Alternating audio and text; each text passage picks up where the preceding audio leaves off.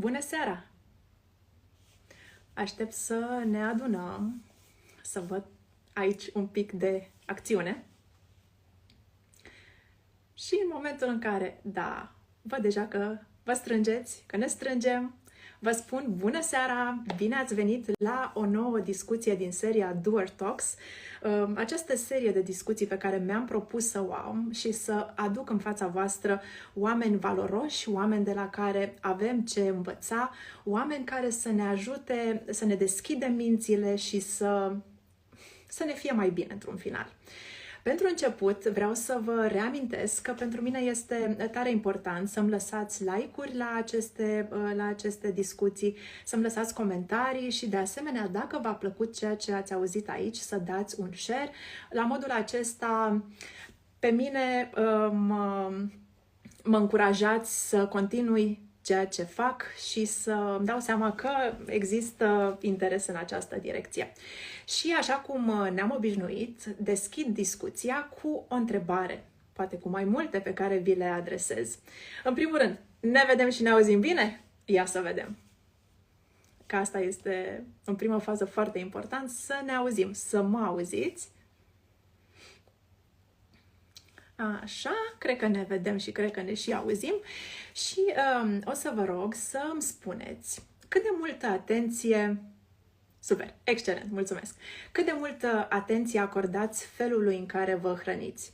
Există anumite reguli de care țineți cont și dacă ați apelat până acum, în vreun fel, la anumite tehnici, la anumite terapeutici provenite din zona orientală, din medicina estică. Lăsați-mi aici comentariile voastre, tare curioasă sunt să aflu cam cum stați. Și dați-mi voie să vi-l introduc, să vi-l prezint pe invitatul meu din această seară. Dr. Alejander Junger practică medicina funcțională, iar viziunea sa asupra sănătății este să își păstreze o minte deschisă. Dr. Junger a absolvit școala de medicină din Uruguay, este de altfel și locul în care s-a născut, și a finalizat pregătirea postuniversitară în medicină internă la NYU Downtown Hospital, urmată de o bursă în boli cardiovasculare la Lenox Hill Hospital. Mai târziu a studiat în India, ceea ce a impactat profund practica sa.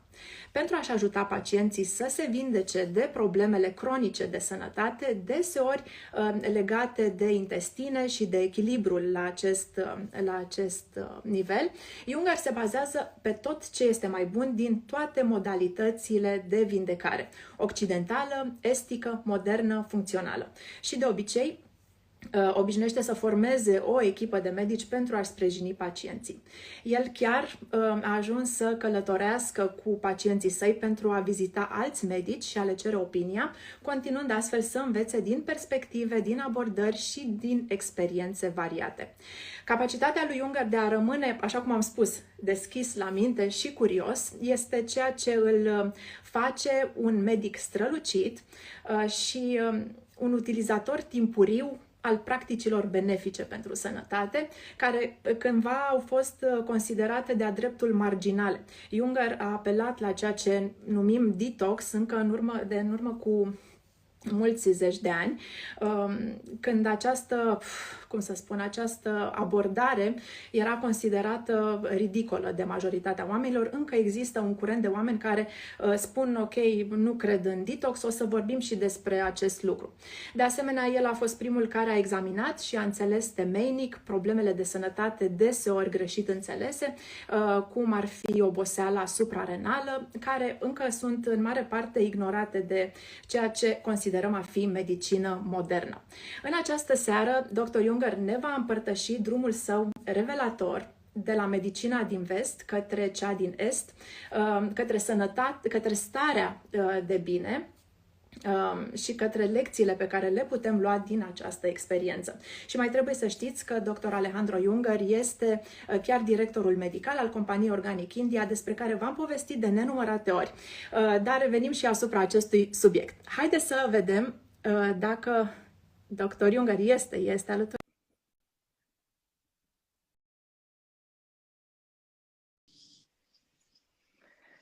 Good evening, Dr. Junger. I didn't understand anything that you said. I said only good things about you. Please believe me. 100% I'm amazing sure. things. I'm sure. Thank you. Thank you so much for taking your time to be here with us tonight. And I'm really honored to have this first international dual talk with you, because it's the first discussions in this series that I've started when I get to talk to someone who's not from Romania. So it's really an honor, and hope this will bring a lot of good luck in the future for further interviews, further discussions. Fantastic. Dr. Junger, people go to the doctor when they feel bad. And when they go to the doctor makes a checkup on them. And sometimes it happens that after the checkup, everything seems to be just fine. But the patient still has this bad condition. Could it be because of the food that the patient is consuming day to day, or how he's consuming that food? Yes, absolutely. The problem with the modern medicine is that the tests that doctors do only show abnormal results when the problem is very advanced. So you can go to the doctor, you get all these tests, they tell you it's normal, and they send you home. And you know, people ask, oh, if the tests are normal, how am I not feeling well? Right? And there's a huge aspect of the problems that people have today that maybe do not make a disease, maybe do not mount to a full-on diagnosis, maybe don't even make your tests abnormal, that has to do with the food. And one of the main reasons why is because most people are not eating food anymore. They're eating food-like products or edible products. And that's a huge part of the problem. This is kind of scary, because we have access to a certain kind of food, and we consider it food, but we will get to that, to what we should eat. But please tell me, how should we look at food? Should we see it as a healing method, or should it be rather a preventive attitude? Food should be a integral part of life. You know, you eat, you sleep, you interact, you do stuff, and I don't think that it should be looked at as anything but sustenance. And the problem is that because we are not eating in the way that nature designed us to eat anymore, that's when you start looking at food as medicine. But the common mistake that people make is that they look at food sometimes as medication and not medicine. So, for example, a lot of people ask me, "Oh, you know, are blueberries good for high blood pressure?" And I say, yes, but if you eat crap all day long and then you have a cup of blueberries, then you're treating blueberries as an aspirin, as medication, you know, and that's not the way it should be. Food in general is, I believe, to be looked at in the way that nature designed us to look at it, you know, because if you look at the animals in the wild, the animals living in the conditions where nature designed them to live, they don't get sick in the chronic ways that we get sick, right? There's no elephants with depression or monkeys with autoimmune diseases in the wild. In the zoos, it's a different story. But in the wild, you don't see chronic diseases. The only chronic diseases are really in the people that live in a different way than what nature designed us to live. Okay, but you know, we are so different. We live in different parts of the world. We have different genders. We are of different ages. There are seasons that change. Our states of mind are different from one to other to the other, and we have different lifestyles. How is there a one way that all of us, so different as we are, can eat so that we can be healthy, or so that we should not get a disease? No, I don't think there's one way, but there are general rules that are the same for everybody. So eat food and not food-like products. Eat foods without chemicals. Don't eat too much and don't eat too often. And if you follow only those rules, then the differences between this one and that one, you know, you live here, you live there, it's not that important. Okay. People often ask you, what shall I eat so that I will be healthy? And I've noticed that you always answer, I'd rather tell you what you should not eat. What should we not eat, except food that looks like food but is not real food? Please explain. I just told you, but I'll tell you again. Explain in very, very concrete examples. Human beings are like in our state of behavior in terms of our lifestyle and choices of food. We're like little kids, and I don't know if you have kids, but when kids grow until they're 5, 7, you mostly tell them what not to do. You know, don't put your fingers in the electrical socket. Don't hit your sister. Don't do this. Don't do that. So I believe that it's really important for people to know what not to eat, right? And the things that we shouldn't be eating, as I said, are the things that come in boxes, jars, tubes, cans, bags. You know, when you go to the supermarket, you see that mostly everything that we consume as food, it's in shelves. It's in the middle of the supermarket, right? Only in the periphery of the supermarket you have the fruits, the vegetables, and the meats, right? But 90% of the real estate of the supermarket, it's packaged foods, and in order to be in these packages, these foods have to have chemicals. At least they have to have chemicals to prevent the microorganisms from growing, fungi, bacteria, right? So what are these chemicals that prevent organisms from growing? They're antibiotics. Then when you eat that, they start killing the microbiome in your gut, your intestinal flora. So that's a huge no. But we also add all kinds of other chemicals to our food. We add coloring agents and smelling agents and texturizing agents, and I mean we add so many chemicals, and you know, you shouldn't be eating anything that lives for 3 months or a year on the shelf, right? The longer the shelf life, the shorter your life. So that's a no, right? And then with that alone, we could improve the health of this planet enormously, just by eating real foods, fruits, vegetables, fish, chicken. Now, also, if you are going to eat meat, and I have nothing against meat eating, I think actually human beings are designed to eat meat. But there's two things about it, right?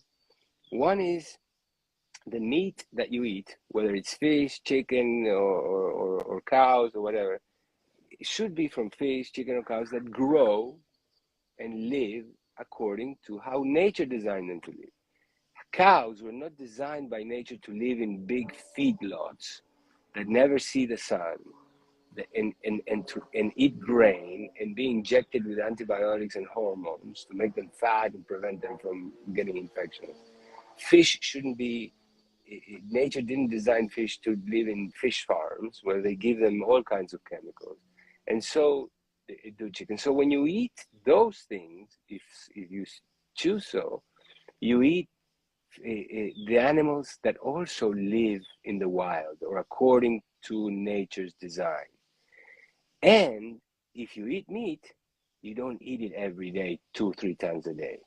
Because when you look in nature, you see that the animals that eat meat, they don't eat it every day. You know, the lions, they go hunt, they catch something, they eat it, and then they sleep for a couple of days, and then they rest for another couple of days, and then they start getting hungry, and then they go eat again, maybe once every 3, 5, 6, 7 days. So we are a little confused in that area, and that I believe that this is the reason why humanity is so sick. It's also because the access to this kind of food is kind of difficult to achieve for so many people on this planet.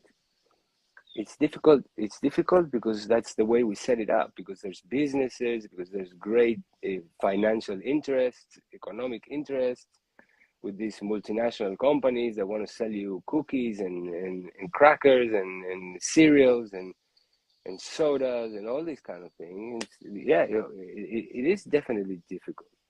But what about yeah?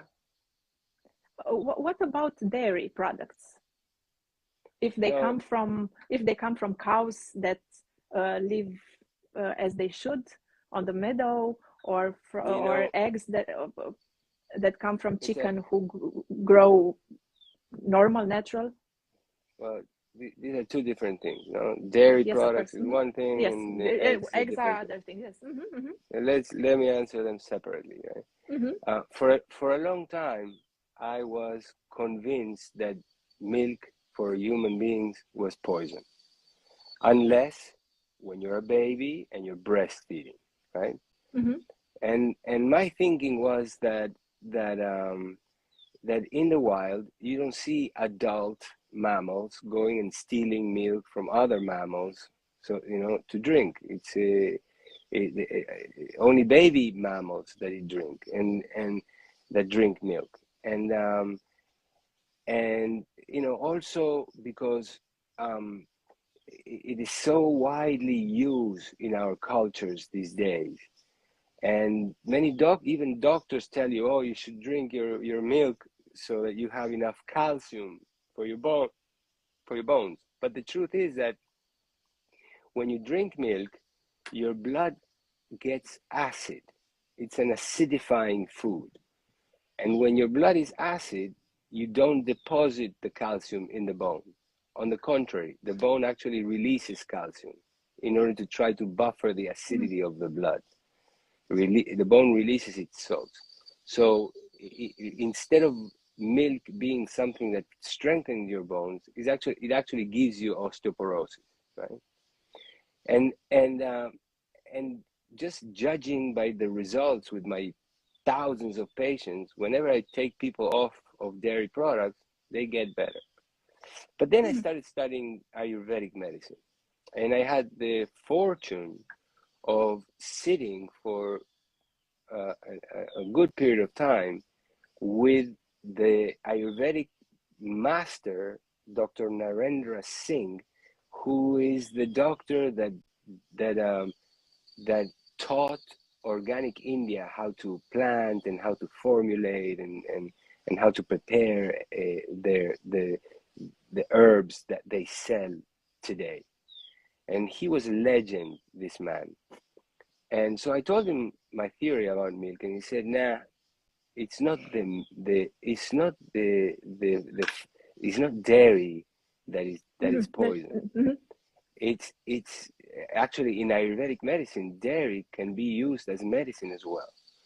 The problem is the cows that we are extracting the dairy from, that they are not raised in the right way, and they are also genetically compromised because they mix them up, and they take them to different geographies and they give them different. So he said milk from real cows can be great. Milk from cattle is not good. So I'm still interpreting that and seeing what I do with that information, right? But I thought it was interesting how he said it.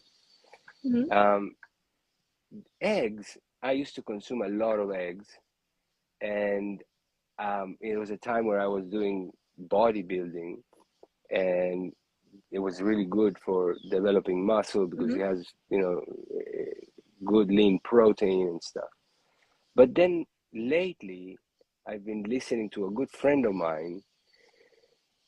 He's known as the medical medium. I don't know if you're aware. Yes, of I'm following him on Instagram. Yes, I do. Okay, he's a very good friend of mine. I've known him for 15 years, and you know, before he was famous. And he was always telling me that eggs are not the best foods because they feed viruses. Viruses actually really love eggs. And there are a lot of people that have the theory that most of the serious chronic diseases we are dealing with, and some of the non so serious chronic diseases we are dealing with today, are due to viruses in our system. So Epstein-Barr, herpes zoster, you know, there's many of these viruses. They come in the body and they stay in there, and some of them remain dormant for a while, but a lot of them are active subclinically and are causing all kinds of trouble in the body. And you know, it's a theory, because most scientists that I talk to, they don't even consider this idea. But when I start looking at the people that follow his advice, I see that they get great results. And lately, I have been taking people off eggs, and I have seen improvements in many things that I wasn't able to help people with. So I am still learning about this. How does a talk with one of your patients go? The patient comes to you and tells you that he or she feels bad. How do you approach the condition? How do you measure? What do you measure in that patient, and how do you get to the protocol that you then recommend to this patient? Well, that's a big question, because everybody's different, you know. But I start from the very beginning, how people were born, and I see that a lot of people that were born by C-section eventually in life have more problems than people that were born with the natural births, because the vaginal canal is when you are exposed to the first bacteria that will colonize your intestines, and then if they're breastfed, and then if you know, if they got sick when they were little, if they were given antibiotics, and so I try to find a lot of things about their past, and then I try to find what happened when the disease that they're complaining about started. And you know, many times there's a life-altering event. Either they had surgery and they took antibiotics, or they had an accident, or somebody died, and a big emotional stress, or you know. So once I figure out where the problem comes, I immediately, for most people, start them on a detox gut repair program, right? Because what I see in my practice is that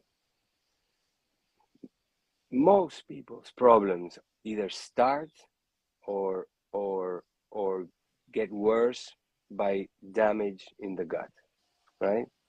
There's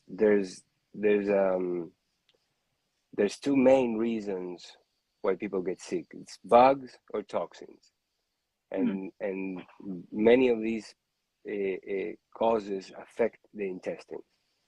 So the intestine, I think of it as a system, a digestive system, which also houses part of the immune system, part of the nervous system, right? And when one is affected, everything is affected. So I start by detoxing and repairing the gut. And I sent for blood tests, like many doctors. I sent for some blood tests that regular doctors don't send for many times. And in the meantime, while I wait for the results to come back, by putting them on a gut repair program and a detox program, when they come back to discuss the results, 60% of my patients are already better or completely fine. So that is one thing that I think I consider very important, which is that most people walking around in the modern world are walking around with some degree of gut dysfunction, of digestive system dysfunction. And when you correct that, things all over the body correct that you didn't even maybe suspect had a connection with the digestive system. When you wrote books about the way to clean the body, and there is this conflict, let's say, between people who think detox is useful, and there are, when I say people, I mean specialists, I mean doctors, and there are doctors who totally deny the effects of detox, and they say, well, the body has its own system of detoxifying, we don't need to do anything more. Yeah, that's ignorance, and the conflict is between people that understand detox and use it as a tool, and then other people that don't understand it. Because every time I encounter one of these specialists, whether they come from Harvard or wherever, or these prestigious schools, and I say, okay, let's talk about this. So why are you saying that it's useless? Tell me, how many patients have you seen and put through detox programs? And they haven't. And many times I've spoken to these geniuses, and I've shown them the data and the results, and they completely change their minds. So yeah, there's conflict between people that understand and ignorant. Yeah, you are talking about detox programs between 5 days or 5. Am I saying it right? 5. But having said that, there's a lot of people that talk about detox that don't know what they're talking about, because it's also very fashionable. So some celebrities come up with their detox programs, and people that don't really should be coming up with any programs like this, because they don't understand what they're talking about. So and that gave detox a bad name. So so yes, it's a complicated subject why this is so discussed, right? But when you understand what the detoxification system in the body is, how it works, and how to support it, it's undeniable. And there's a lot of clinical studies that show this, that the benefits are incredible. So 5 days minimum? No, No. No.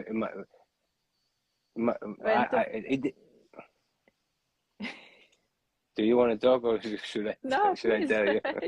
So it depends. It depends on who is detoxing, what is the problem.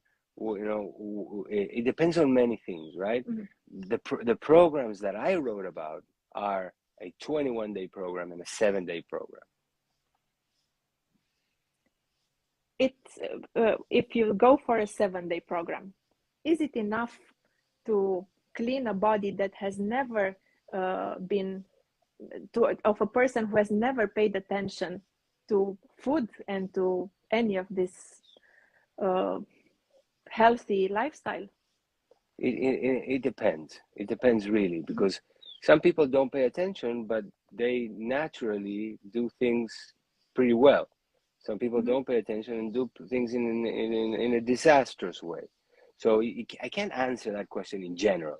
You bring me the person, let me talk to them, and I'll tell you if 7 days is enough or not. But in 7 days, people can get a really good taste of what it feels like to live in a body whose detoxification system is working effectively.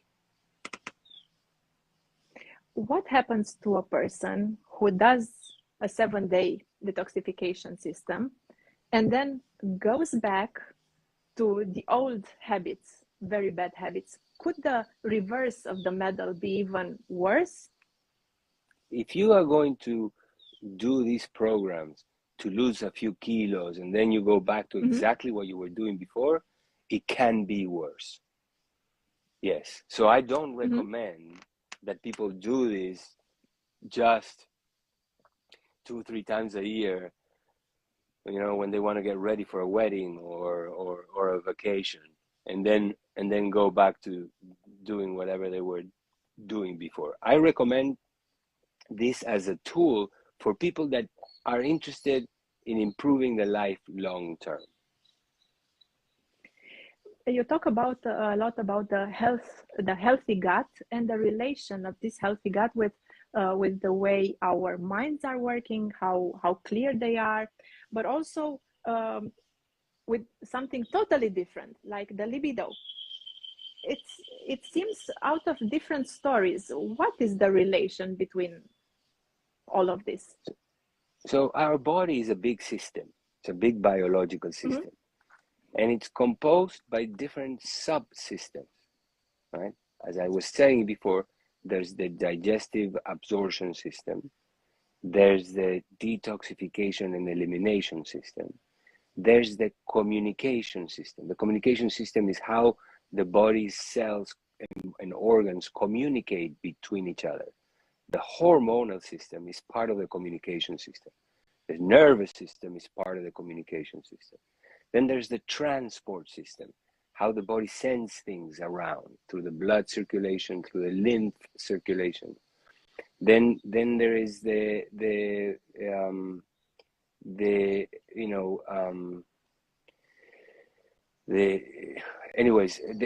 all these systems, right? And they're all connected to each other. There cannot be a system working by itself separately. So when the digestion and absorption system is compromised, whether it is because the intestinal flora is not well, whether it is because the intestinal wall is broken and leading to hyperpermeability or what's called leaky gut, and the immune system starts mounting defense reactions against bacteria and undigested food, and the nervous system is reacting also, causing diarrhea or whatever it is to try to get rid of what's in the gut, right? Then you're not going to be absorbing nutrients in an optimal way. Hormones are made with the nutrients that you absorb from the digestive system. Hormones are also subject to the changes on other hormones.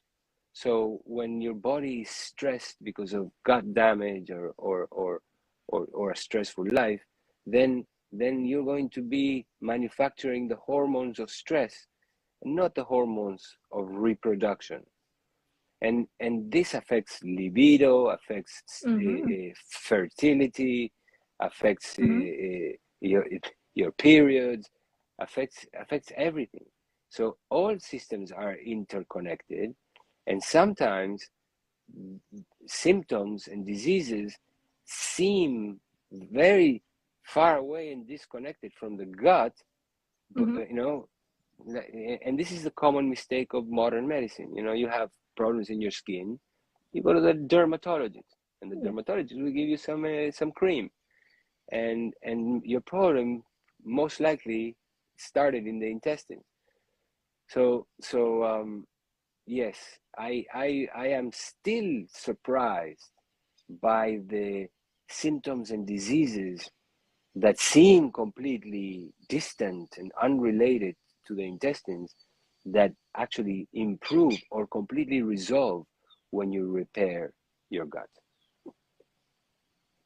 Now that you're saying that the health of the gut also has an effect on the way our hormones work.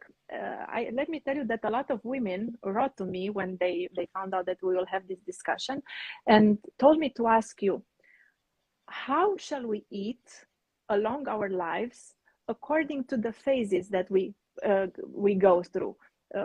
Then we are teens, then we become mothers, then we go into pre-menopausal period, then into menopause.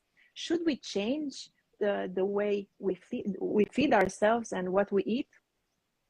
Ayurvedic medicine is really good for that, right? Mm-hmm. So following Ayurvedic principles is very interesting. And yes, there are changes throughout the life. There are also changes throughout the seasons, right? Mm-hmm. And if you are feeling in a certain way, maybe that also changes the way you should be eating. Yes, there are differences for that. I can't really, I mean, it's too big a subject to tell Mm-hmm. you how at different times one should be eating, because it also depends on the patient individually, right?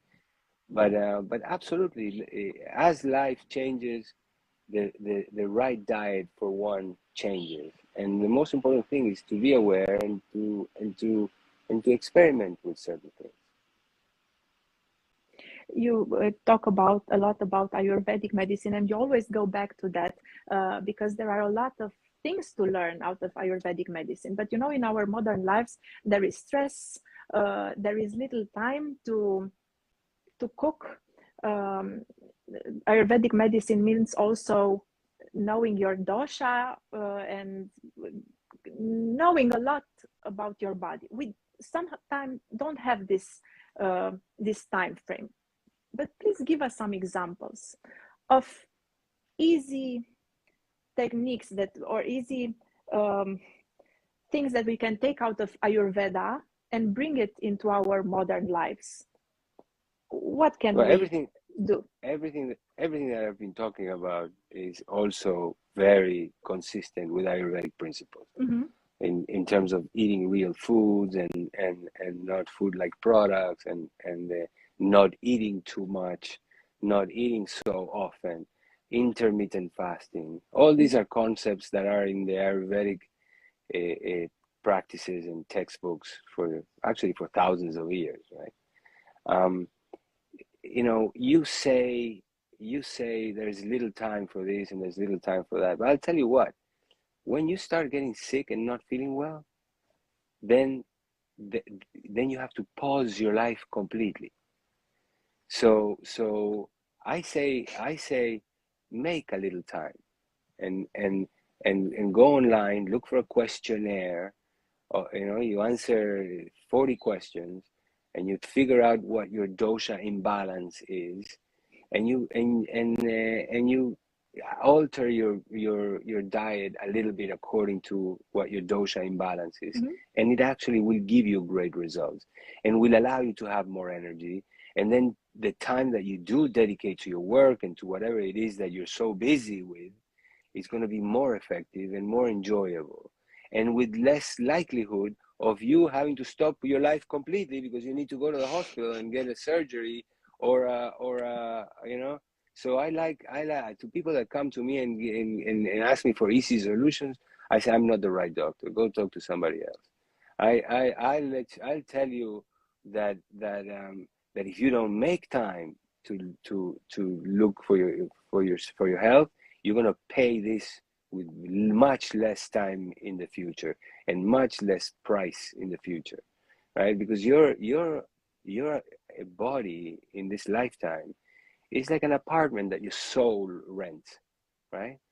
And the time that you spend informing yourself and taking care of yourself and cooking or making sure that you eat right and that you learn about things is like paying your rent. And if you don't pay your rent, you're going to be evicted. And then those are the people that come to me with the eviction notice. You know what the eviction is? Addiction? You know what it is? No. Yeah, eviction. Eviction. Yes, eviction. When you are being taken out of. No, addiction. Eviction. Yes. Eviction. Eviction. Yes, eviction. When you are being taken out of. No, eviction. when they're going to Eviction, kick you yeah. out of the, when Yeah. they're going to kick you out of Mhm. the, so if you don't pay your rent, you're going to be evicted. Mhm. Evicted from this body means you're going to die, right? So a lot of people come to me already with the eviction notice. You know, when they leave you a note on your door and say you got 5 days to leave the house. You know, so many people come and they say you got 3 months to leave, and then they want to do everything. You know, don't wait for that. No. Don't look for the quick tip. You know, because it's your life we're talking about. Dr. Junger, Ayurveda means also a lot of adaptogens. I've been using ashwagandha, and I've been using the holy basil, the tulsi, and brahmi gotu kola for a long time, because I discovered these supplements from organic India, and I've been really enchanted by them because they are come from whole plants. They are organic 100%. They always think about also the farming that they make. It's a whole concept that really gives you the certainty that you get the full benefits out of that supplements. Shall we take this kind of adaptogens by ourselves, or would you recommend to consult a doctor and to get a personalized plan? It's the same thing with other supplements that are not Ayurvedic herbs. You know, so many people go to the health food store and they buy this and they buy that and they take this vitamin or this other vitamin, and it's not going to harm you most of the time. It could, but you know, with Ayurvedic herbs especially, it's hard to get harmed by them. But they do have specific uses, and they do have a very specific way of being used in order for them to be really effective. So if you have the possibility of talking to somebody that understands, that can help you figure out what herbs are good for you at this time in your life, it's always better. But definitely what people can take them. In India, if you go to one of the organic India stores, you see people coming all the time and getting their Ayurvedic herbs, just like in the United States, you see them coming for vitamins, you know, and they're really amazing. They're powerful plants with lots of nutrients and lots of medicinal properties that are widely used in Asia. I would like to go a little bit more into adaptogens, because I'm not sure that all the people that are following us right now know exactly what these adaptogens are and what they do to our bodies if we take them. So the word adaptogen comes from the ability of these plants to help the body adapt. The body is always trying to adapt, you know. It's the only thing that the body knows how to do, is adapt and survive, right?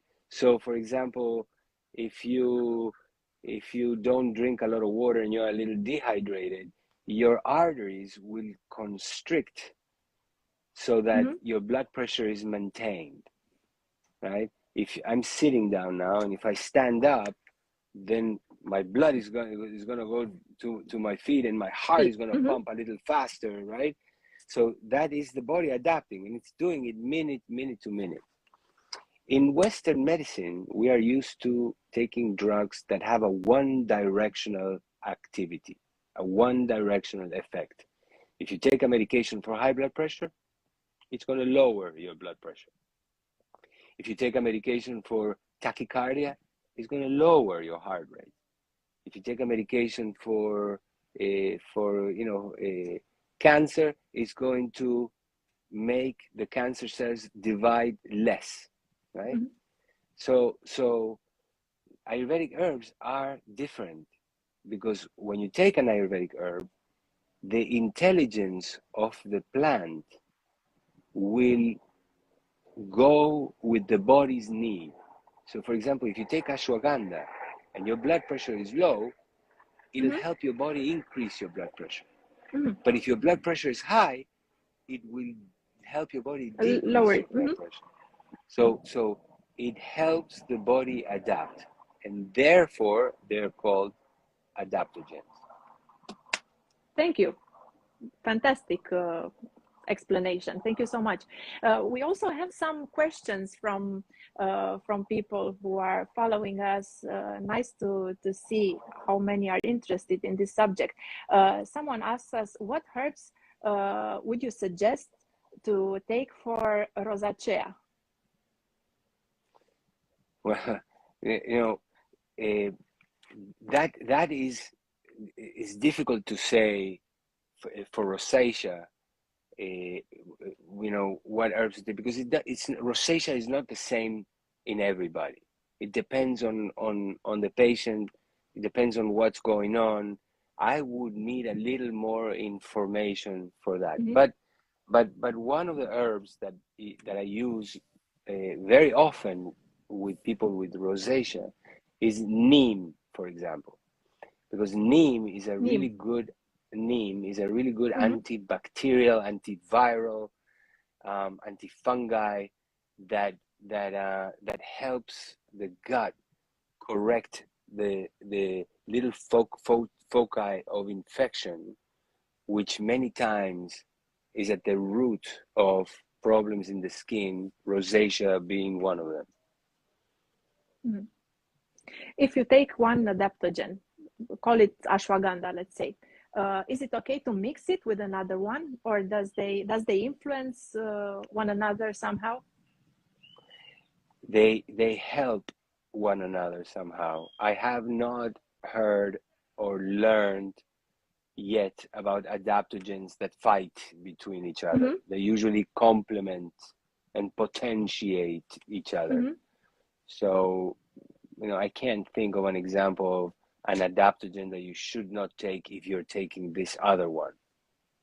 So if you take ashwagandha, it's okay to have also tulsi at the same time, and maybe neem? Yes, totally. Because they target different...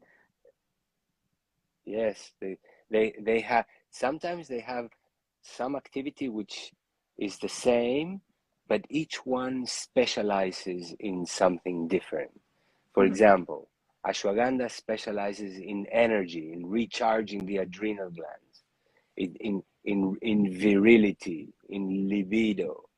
Tulsi specializes in Tulsi is the most generalized one. It's kind of the general doctor. Tulsi does everything. Shatavari specializes in female hormone balance. Turmeric specializes in anti-inflammatory responses, in lowering inflammation levels. Ceylon cinnamon specializes in stabilizing your blood sugar.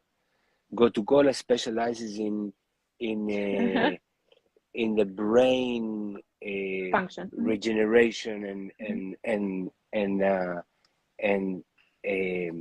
neuroplasticity, in recovering brain injuries, also in helping people be more focused and alert, right? So each Ayurvedic herb has a different specialty. Adaptogens can be taken for a long time, on a long period of time. What does it mean long, and where is it time to take a break from them? When I talk about supplements in general, I say that it's good to take a break. And I usually, depending on what I'm dealing with, I usually say every month, every 2 months, every 3 months, take a week, 2 weeks off, But with Ayurvedic herbs, it's different. I asked the same question to Narendra Singh, to this master of Ayurvedic medicine, and he said, I have people taking these herbs every single day for the last 15, 20 years. So in a way, these are plants. I mean, do you need to take a break from salads? No, I Probably don't. not. I don't know. So it's the same thing with Ayurvedic herbs.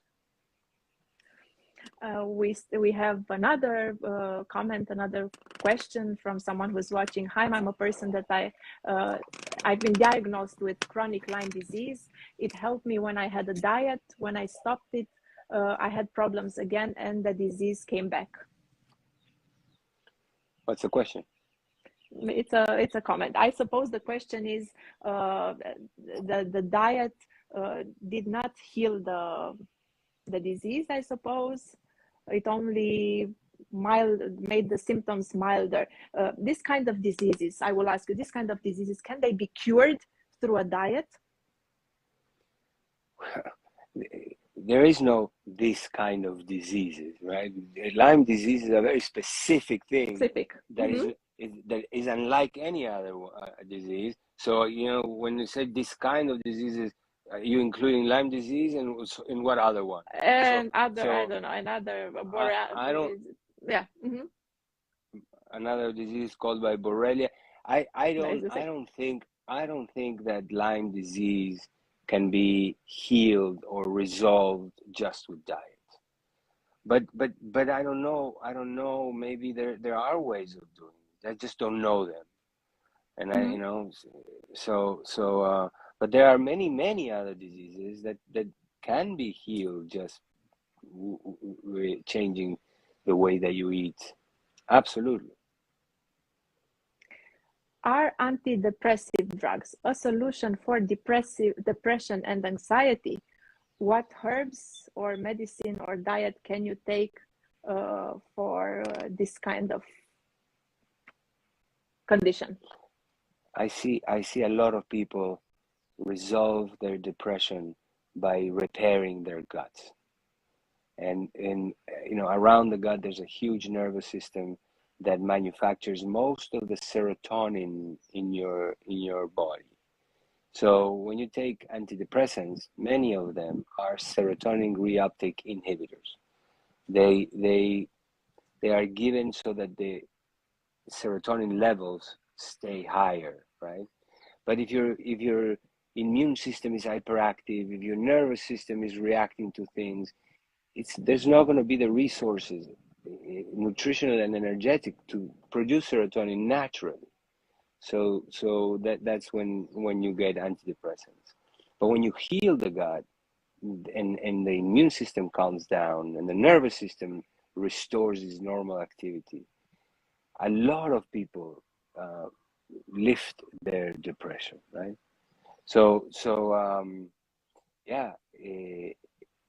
There are natural ways of dealing with depression that are very, very effective. And then sometimes antidepressants are needed. I don't even call them antidepressants anymore. I call them neuromodulators. And sometimes they are even needed for the body to be able to repair the gut. So sometimes I give people a gut repair program so that they can start producing more serotonin. Sometimes I have to give people serotonin reuptake inhibitors so that they can end up repairing the gut and eventually produce their own serotonin and take them out of the antidepressant. So it's very individual, it's very personalized. Someone asked also if there are herbs that can help in the irritable bowel syndrome. And for depression, by the way, ashwagandha can help for depression. Tulsi can help for depression. Gotukola can help for the depression. There are many herbs that can help with depression. And the other question was for irritable bowel syndrome. See, yes. Again, irritable bowel syndrome is a complex situation, and it involves inflammation. So turmeric can help for inflammation. It involves dysbiosis, so neem can help with dysbiosis. It involves a